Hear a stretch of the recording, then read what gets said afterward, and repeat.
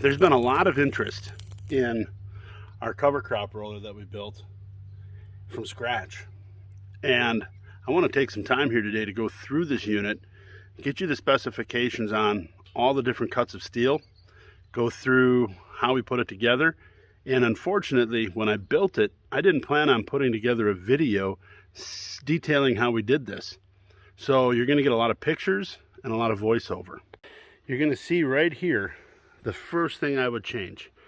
I broke this last year and it broke right in here. So instead of using a 1-inch diameter shaft, I'd use a 1.5 to 2-inch or a really hard steel rolled shaft. So I had to beef this up just a little bit, and I did it on both sides so it wouldn't break again. So the machine is going to have a working width of 64 inches. Each bat is going to be 4 inches wide and 3/8 inch thick. And that's just plate steel. Now each plate measures 11 inches across, edge to edge.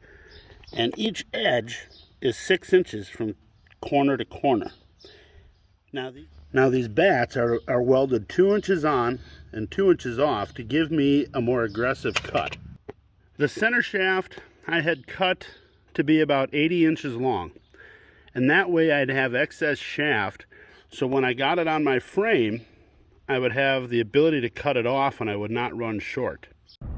In constructing the reel, the 3 reel supports are spaced 28 inches apart. 4 inches on each end from the end of the reel bats.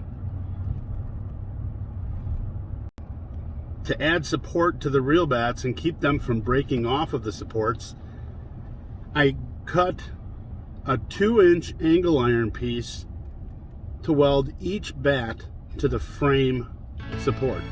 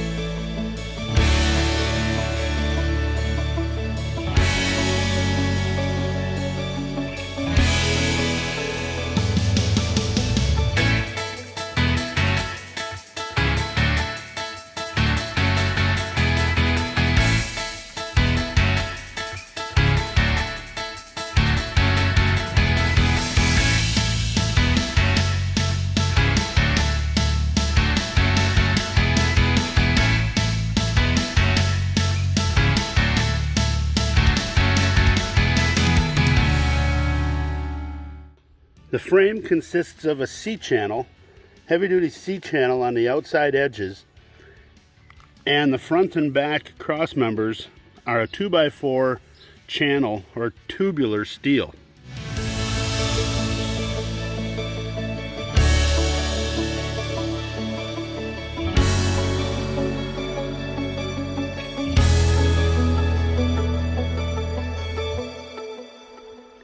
The tongue is also 2x4 tube steel, and then some flat stock added to the end for the hitch.